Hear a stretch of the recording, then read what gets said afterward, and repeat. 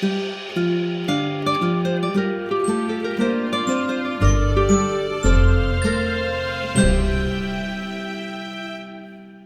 the best Hamlet that you've ever seen? Is there such a thing? Yes, Barrymore.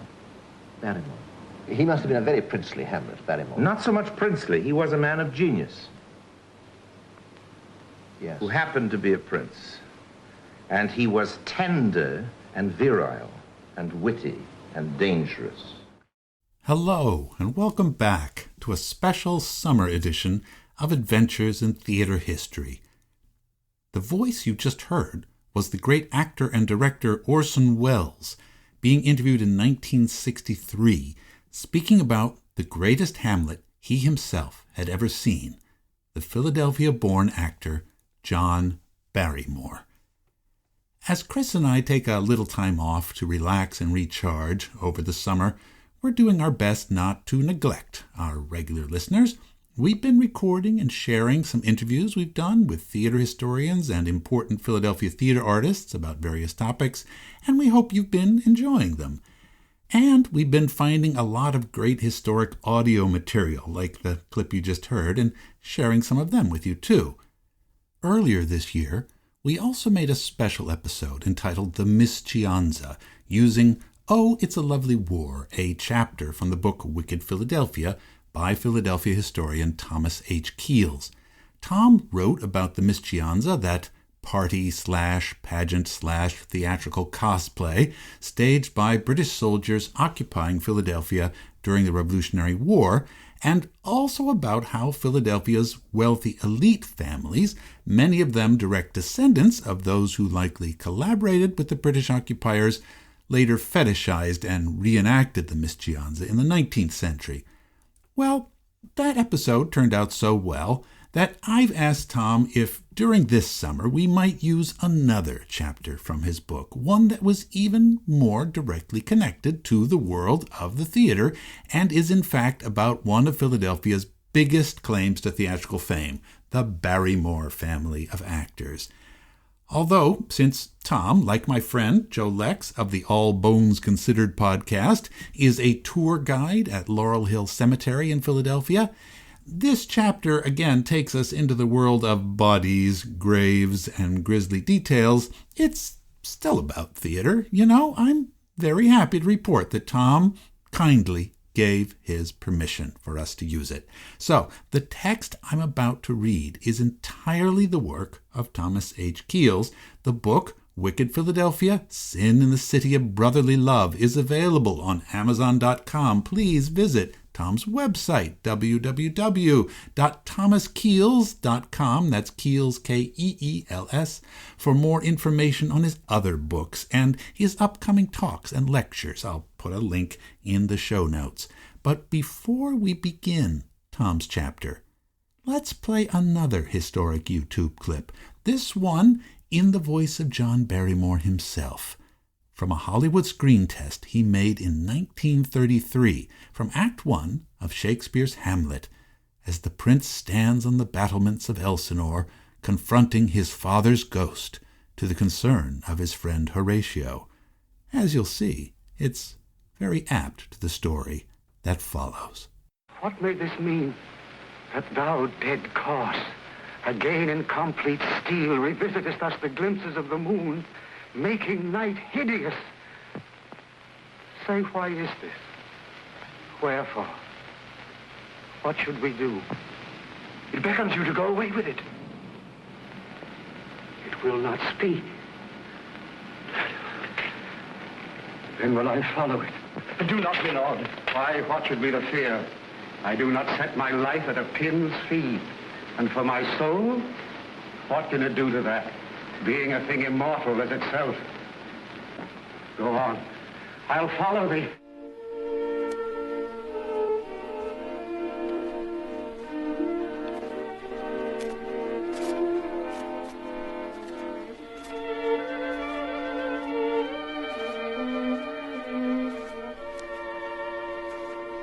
Good night, sweet prince. John Barrymore comes home. The two policemen crept up behind the tall, thin man as he banged on the oak doors of the mansion, surrounded by a copse of trees and set far back from the highway. It was a cold December night in 1980. The police had received a nervous call a few minutes earlier from the Archbishop's residence, home of the top prelate of the Catholic Church in Philadelphia. An unidentified intruder had gotten onto the large wooded estate at 5700 City Avenue in the residential Winfield section. Now, the two officers responding to the call watched the stranger batter the massive doors of the palatial residence with his fists, while he yelled for the Archbishop to come out. The officers positioned themselves behind the frantic man and glanced at each other. One removed his gun from his holster. The intruder looked unarmed, but they didn't want to take any chances. Crime had been on the rise in Philadelphia, especially after the assassination of mafia boss Angelo Bruno in April had triggered a gang war. Drug use was increasing too, and reports had surfaced of a highly addictive version of cocaine called crack, which made its users extremely paranoid and violent. 3 police officers had been shot to death so far in 1980, the most in 5 years. As the officer released the safety on his gun, his partner turned his flashlight on the stranger, silhouetting him against the entrance. "Sir, will you please turn around? Step away from the door." Oblivious, the man continued to pound away. The first officer raised his gun. "Sir," the second officer shouted, "please step away from the door and raise your hands now." The intruder spun around, recoiling from the flashlight's beam like a vampire. As he slowly raised his arms, the officers checked him out. In his 40s, maybe 50s, dressed in jeans, jacket, and open-necked shirt despite the frigid winter night. Shaggy hair and a beard obscured a haggard yet handsome face, with high cheekbones and a prominent nose. Even in the flashlight's glare, the pupils of the man's deep-set eyes were dilated, definitely high on something. "Oh, hello." The man's voice was gentle and confused. "Can you guys help me out?" He started to approach them, but stopped when he was ordered to freeze. He stood passively, swaying slightly, as the officer with the flashlight patted him down. No weapons. He surrendered his wallet without protest. The first officer stared at the ID and then showed it to his partner, a California driver's license. John Drew Barrymore, born June 4th, 1932. "What are you doing here, Mr. Barrymore?" "I really need to talk to the Archbishop." The officer with the flashlight smelled the faint aroma of grass. He relaxed a little. This guy was stoned, not likely to attack them despite the assault on the doors. "Why, you need to see the Archbishop, Mr. Barrymore?" "For my dad. The Archbishop needs to bless my dad." "Where's your father, Mr. Barrymore?" Barrymore glanced around nervously. "Oh, there he is?" Relieved, he pointed at a suitcase on the porch of the mansion. "Okay." The officer felt his muscles tense again. "Mr. Barrymore, we'd like you to come with us. Now, you stay here. I'll get your father." Over numerous cups of coffee at the 19th District Station, the meaning of the midnight visit gradually emerged. First, John Drew Barrymore had smoked some really dynamite weed on his flight from Los Angeles to Philadelphia, a fact he repeatedly shared with the entire station. Second, his father, or rather, a can containing his father's cremated remains, was indeed in his suitcase. Finally, John Barrymore, the Philadelphia-born actor who dazzled both Broadway and Hollywood in the early 20th century, had finally come home to rest. John Sidney Blythe Barrymore was the brightest star in a theatrical dynasty that had already lasted 3 generations when he made his debut on February 15, 1882, He was born at 2008 Columbia, now Cecil B. Moore Avenue in North Philadelphia, in the home of his grandmother, Louisa Lane, Mrs. John Drew. Louisa had made her own stage debut in England at the age of 5 in 1825. 2 years later, her actor parents immigrated to the United States. Louisa grew up to become one of the darlings of America's two great theatrical capitals, Philadelphia and New York. She played opposite all the great actors of the day, including Edwin Forrest, Junius Brutus Booth, and Joseph Jefferson. In 1850, Louisa married actor John Drew, with whom she had 3 children, Louisa, John Jr., and Georgiana. In 1861, the Drews acquired the Down at Heels Art Street Theater at 609 to 615 Art Street, planning to restore it and become actor managers. The next year, John Drew died at the age of 34 after falling down the stairs at a party for 6-year-old Georgiana. The indomitable Louisa ran the theater herself and restored it to its former glory by persuading her famous friends to act there. At the same time, she raised her 3 children alone and even adopted a 4th child, Sidney, although rumors persisted that he was her illegitimate son. 2 of Louisa's children, John Jr.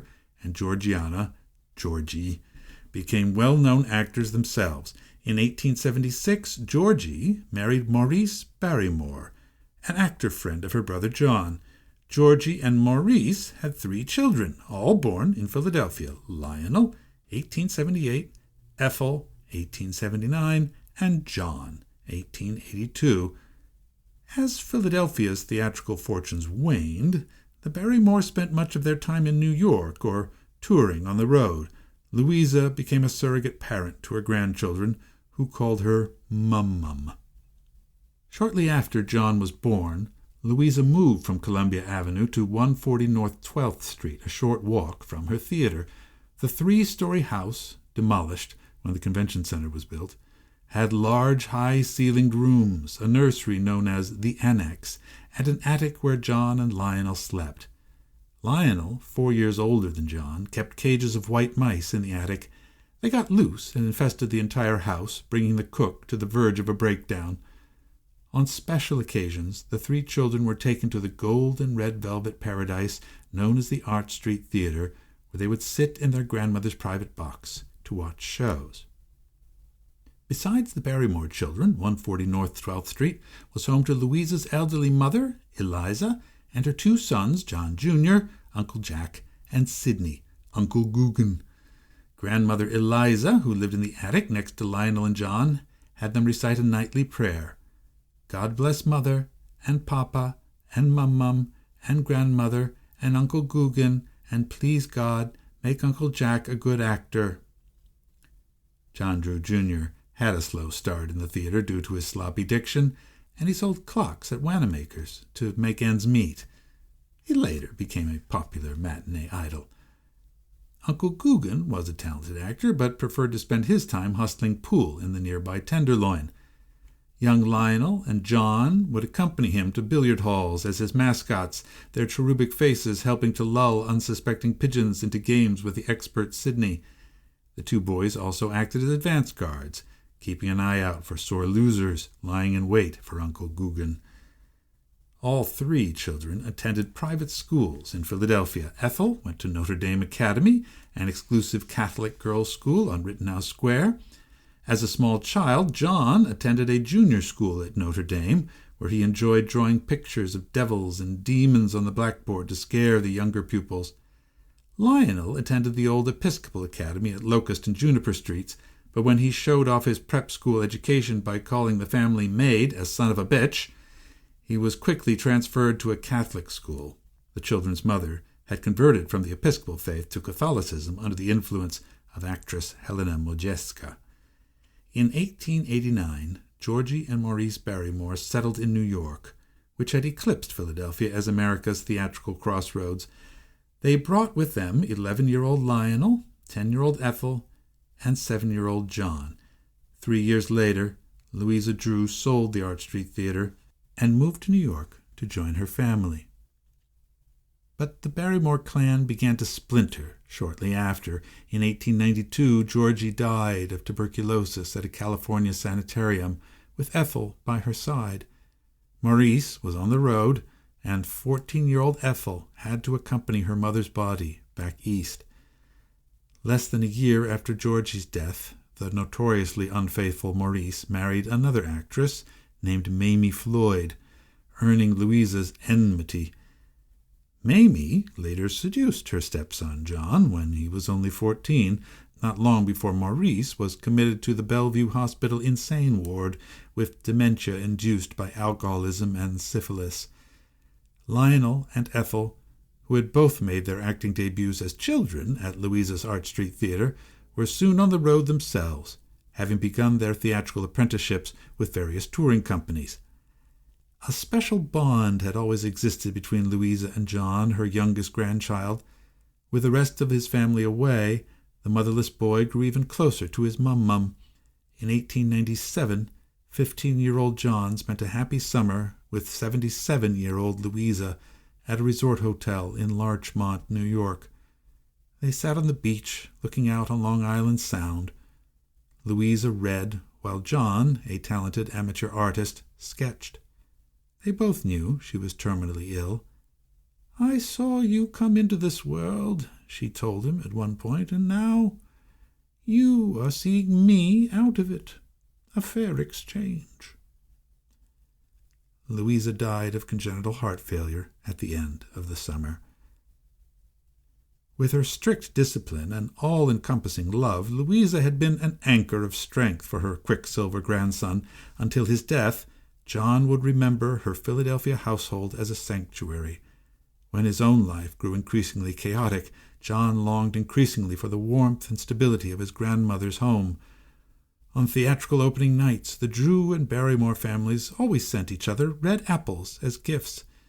Speaking of Louisa, years after her death, John said, "If such a thing be possible, I know that at heaven's gate Mum-Mum was given not a red apple, but one of purest gold when she entered there." After flirting with a career as an artist, John decided to follow his parents and siblings into the theater. His first professional appearance was in the Philadelphia tryout of Clyde Fitch's Captain Jinks of the Horse Marines, a star vehicle for his sister Ethel. When the show debuted at the Walnut Street Theatre in January 1901, John went on as a last-minute substitute for another actor. He muffed his few lines, and then ad-libbed, "Where do we go from here?" At this point, Ethel went into a hysterical state that, John recalled later, was a cross between hilarity and strangulation. John capped the evening by taking a solitary curtain call. He was dropped from the cast when the play moved to Broadway, where it made Ethel a star. Despite this inauspicious debut, John soon joined Ethel and Lionel on Broadway, where the three became known as the Royal Family of the American Theatre. He starred in numerous popular and classical plays and was acclaimed as the finest Hamlet of his generation. Around 1914, Barrymore began a film career that would enthrone him in Hollywood as well as on Broadway. Between 1914 and 1941, he appeared in over 50 films, starring in such classics as Don Juan, Dinner at 8, and Grand Hotel. As a young man, his athletic physique made him one of Hollywood's first male sex symbols, while his striking features, especially his long, perfectly shaped nose, earned him the sobriquet, the Great Profile. Sadly, John's love of liquor, which had first manifested itself in childhood when he chugged the dregs of adults' cocktails at family parties, blossomed into full-blown alcoholism before he reached middle age. In 1920, while appearing on Broadway as Richard III, he suffered his first alcohol-induced nervous breakdown, publicly attributed to fatigue and overwork. Barrymore biographer Gene Fowler estimated that the actor consumed 640 barrels of hard liquor over 40 years. By the late 1930s, Barrymore could not remember lines and was reduced to supporting roles in B-films like The Invisible Woman. He divorced his third wife, Dolores Costello, in 1935, to move in with and then marry a 19-year-old college student named Elaine Barry. Elaine, Barrymore's fourth and final wife, was a would-be actress whose greatest cinematic achievement was a short subject entitled How to Undress in Front of Your Husband. The two divorced in 1937, reunited, and divorced again in 1940. On May 19th, 1942, John Barrymore collapsed during rehearsals for Rudy Vallee's radio show, where he had a recurring role as a washed-up ham actor. He was taken to the Hollywood Presbyterian Hospital, floating in and out of unconsciousness for 10 days, while his family and friends stood by helplessly. The 60-year-old actor died on May 29th of myocarditis, complicated by cirrhosis of the liver, chronic nephritis, and gastric ulcers, all results of his alcoholism. His last words were, "You heard me, Mike," a response when his brother Lionel, whom John called Mike, asked John to repeat himself. According to Hollywood legend, a group of Barrymore's hard-drinking cronies held a wake at the Cock and Bull Bar after his death. Among them were Errol Flynn, swashbuckling star of epics like Robin Hood and Captain Blood, and Raoul Walsh, one-eyed director of The Roaring Twenties and High Sierra. Flynn, one of the last to leave the bar that night, stumbled home to Beverly Hills and flicked on the hall lights. He stared into the bloated, white, bloodless face of the corpse of John Barrymore. Screaming hysterically, Flynn ran outside, only to be stopped by Raoul Walsh and two other drinking buddies. After leaving the Cock and Bull, the three men had stopped by Pierre Brothers Mortuary on Sunset Boulevard and paid the night attendant $200 to borrow Barrymore's body. They drove to Flynn's house in Beverly Hills and propped the unembalmed corpse in a chair as a joke. After they calmed Flynn down, the three men returned Barrymore's remains to the morgue, while Flynn staggered upstairs to spend a sleepless night. In his will, John Barrymore had expressed his desire to be cremated and to have his ashes buried in the Barrymore-Drew lot in Philadelphia's Mount Vernon Cemetery, next to his parents and beloved grandmother. Ethel and Lionel Barrymore overrode their brother's wishes. Instead, they had John's body entombed in the mausoleum at Calvary Cemetery, a Catholic burial ground in Los Angeles. They would later join John there, as would ex-wife Dolores Costello. John Barrymore's remains rested at Calvary for nearly 40 years, until his only son decided to fulfill his father's wishes. John Drew Barrymore was born John Sidney Blythe Barrymore, Jr. in 1932, the child of Barrymore and third wife Dolores Costello. An infant when his parents divorced in 1935, John Jr. remembered seeing his famous father only once. Despite his mother's objections, John decided to become an actor just like his father. Unfortunately, John had major substance abuse issues, just like his father. His acting career was curtailed by his drunkenness, his drug use, violent outbursts, and frequent incarcerations.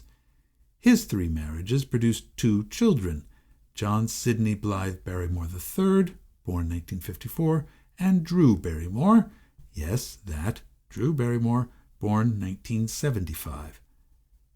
After John's death in 2004, at age 72, one of his obituaries read that he was, quote, best known for having embraced the Barrymore predilection for hard living and reckless drinking.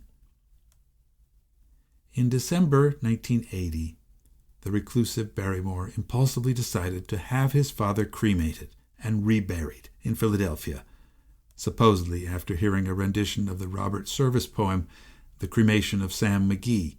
He and his son had the body removed from Calvary and taken to the crematorium at Oddfellows Cemetery. According to legend, John decided to look at his father's corpse once it was removed from its silver-plated copper coffin. Evidently moving the coffin had dislodged the jaw from the rest of his skull. Although most of the flesh of the face had decomposed, the great profile's long nose cartilage remained intact. He stumbled into the car afterwards, white as a sheet, and told his son, "Thank God I'm drunk. I'll never remember it." A lawyer for the family called the Pennsylvania Burial Company in South Philadelphia to let it know that John Drew Barrymore would be coming east with his father's ashes. 2 weeks later, with the help of some chemical courage, Barrymore flew to Philadelphia with his father's ashes on his lap.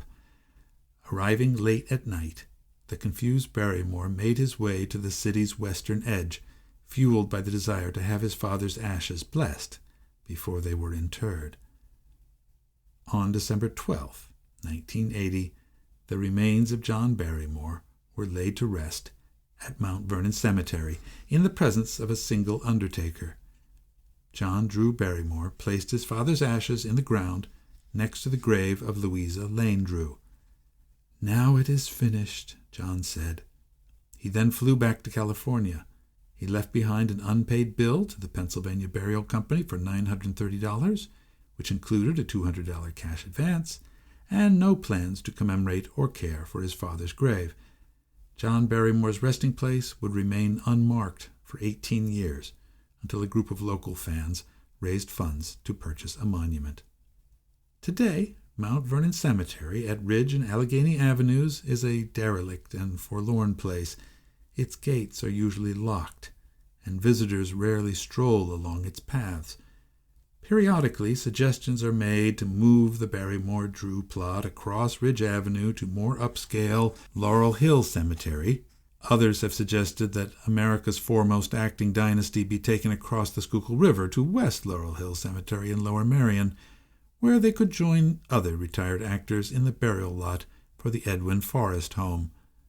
Until that day arrives, one of the world's greatest actors remains hidden away at Mount Vernon Cemetery. John Barrymore's grave is marked only by a small granite oblong that reads, "Alas, poor Yorick," a reference to the finest Hamlet Broadway has ever seen.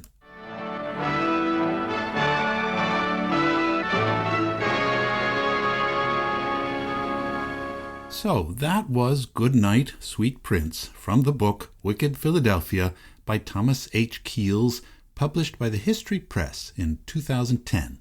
The text is copyrighted by Thomas H. Keels, all rights reserved. I might add that a few of the minor details about the life and career of Louisa Lane Drew in Tom's account differ slightly from our own episodes 18 and 19 about the Duchess of Arch Street. Well, all I can say is that the work of every single historian is an ongoing project, and when I was doing my own research, I was able to benefit from the additional work that others had done and that had been published since Tom's book was printed in 2010. And, we're not frozen in time here in Philly either. Things move along. Tom Keels wrote me recently to tell me that those final notes in his story about the derelict state of Mount Vernon Cemetery are no longer strictly true. I'm happy to report. Tom tells me that a group of volunteers were recently granted control of Mount Vernon after many years of its being in the clutches of an absentee landlord. Their web address is www.mountvernon.cemetery.org. That's Mount Vernon Cemetery, all one word. They have been working to restore the cemetery, and the graves of the Barrymore and Drew family are high up on their list. There's no longer talk of relocating the graves, but the group needs some funds, so help them out if you can. As to where Tom got the story about the Philly cops who busted John Barrymore Jr. when he was banging on the door of the Archbishop's mansion on City Line Avenue back in 1980, you won't find those published anywhere else. Tom says he heard the story firsthand from the cop himself, who is now a retired member of the Philadelphia Police Department, when he went on one of Tom's tours at Laurel Hill Cemetery. The guy was very nice and provided the details used to set the scene at the start of the chapter. Tom got the man's name at the time, but unfortunately managed to lose it and hasn't been able to get back in touch with him since the book came out. So if you or anyone you know knows who this gentleman is, please contact us here and we'll let Tom know. Anyway, that's our special summer episode.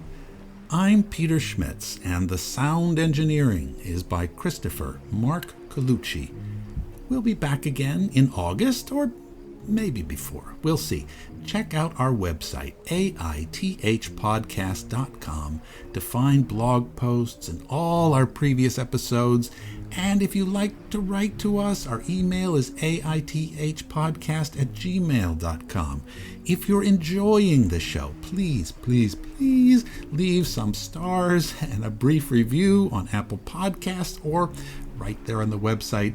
We've opened up our Patreon page again, so that's another way to support our work and to help get us some funds, to keep the website and the podcast feed going, and generally to lift our spirits. Follow us on Twitter or on Facebook, where we do daily posts about theater history in Philadelphia. Be a part of the Philly theater history community. Thanks so much for coming along on another adventure in theater history, Philadelphia. But instead of me giving that catchphrase as the last word, let's give the final word today, as we should, to the greatest Hamlet Broadway has ever seen, John Blythe Barrymore. Now I am alone. What a rogue and peasant slave am I.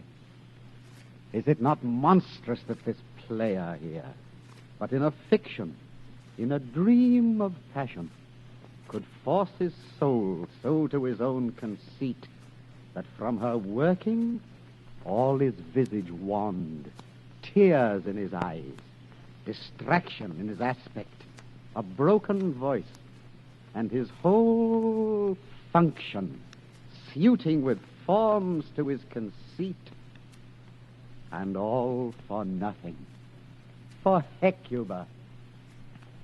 What's Hecuba to him, or he to Hecuba, that he should weep for her? What would he do, had he the motive and the cue for passion that I have?